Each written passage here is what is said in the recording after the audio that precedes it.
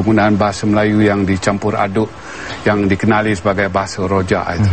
Di Indonesia bukan saja setiap rakyatnya fasih berbahasa negara. Mereka bangga, mereka sayang, mereka taat.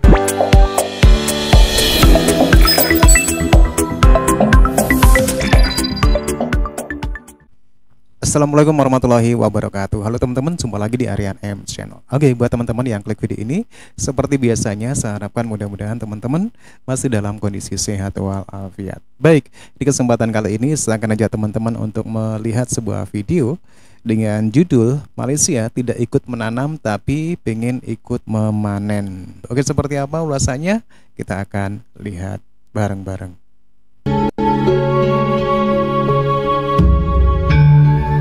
Tren Boblika ya.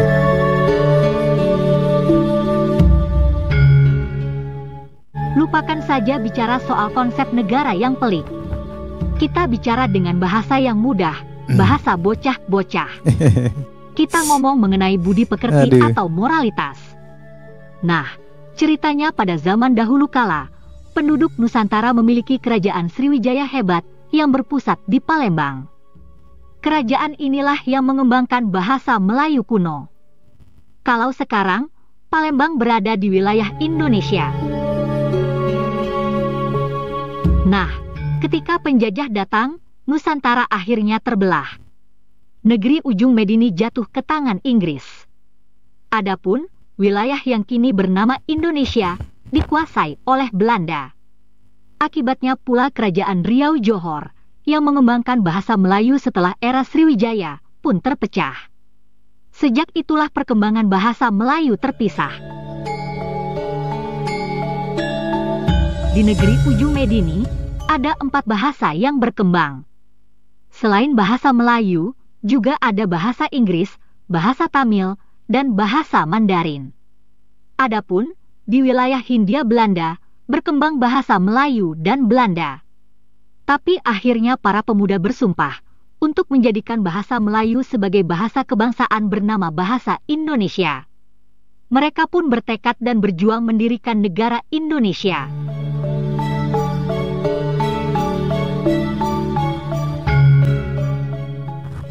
Perjuangan itu berhasil.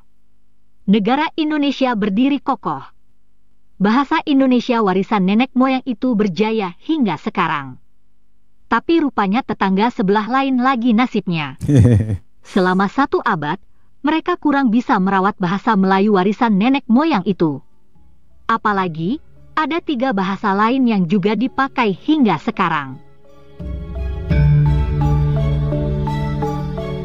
Nah, kemudian munculnya ide dari pemimpin dan profesor Melayu di Malaysia.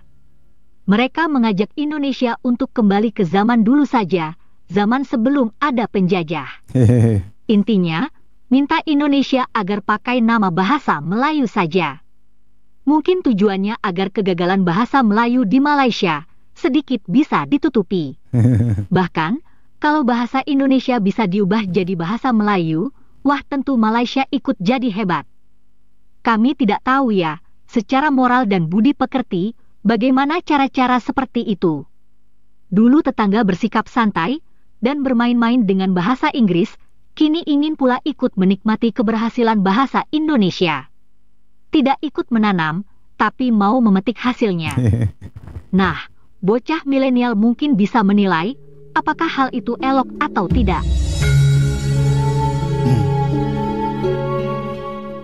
Kisah dan sikap Profesor Teo Kok Seong sedikit banyak menggambarkan pula situasi kaum Melayu Malaysia itu.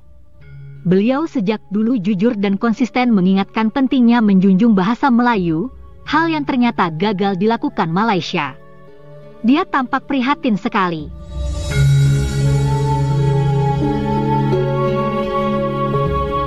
Secara peribadilah, pertama-tamanya kita perlu memperkasakan bahasa Melayu itu di dalam negara kita terlebih dahulu.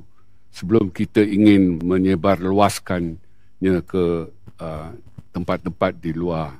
Tetapi sayangnya kita tidak ada legasi bahasa Melayu semasa.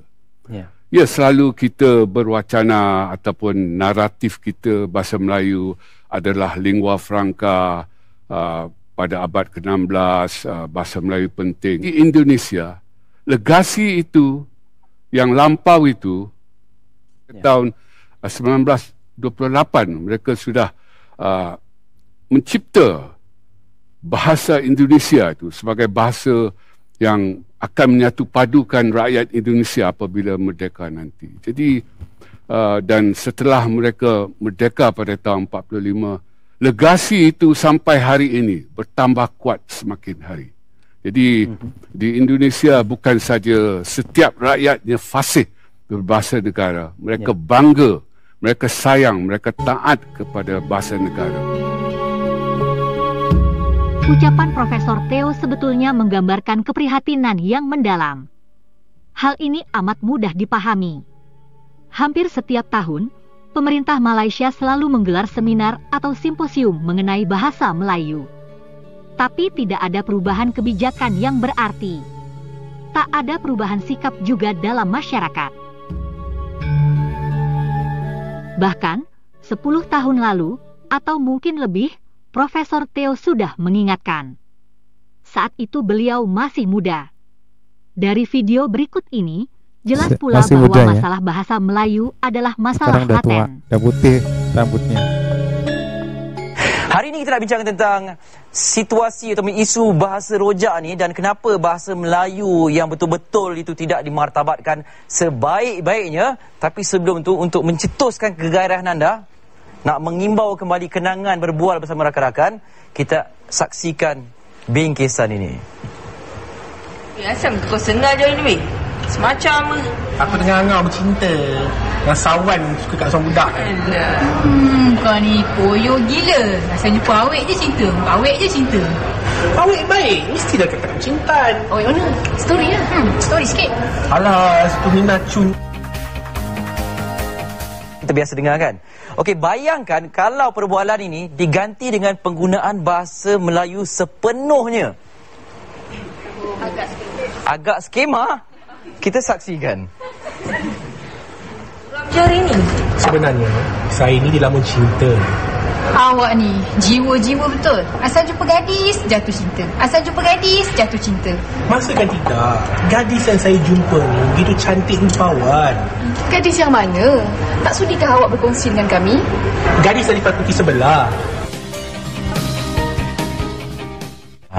Jadi ini yang kita akan bincangkan. Saya nak tanya Prof terlebih dahulu. Apa yang membuatkan situasi seperti ini terjadi di kalangan generasi masyarakat Malaysia? Situasi mencampur adukkan bahasa Melayu. Mencampur adukkan satu dan merasakan janggal apabila menggunakan bahasa Melayu sepenuhnya. Saya rasa kebiasaan itu.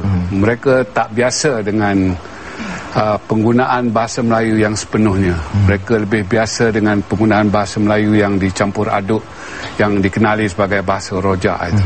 Jadi, dan juga penggunaan kata-kata selangar seperti loaded dan sebagainya. Jadi suaranya udah beda ya. Sejenis bahasa. Bagi saya boleh digunakan, tetapi dalam situasi tak formal gitu. Dalam situasi formal, yang dituntut adalah bahasa Melayu yang baik dan betul. Jadi saya kira sikap kita yang tidak sayang, tidak setia dan tidak bangga, megah.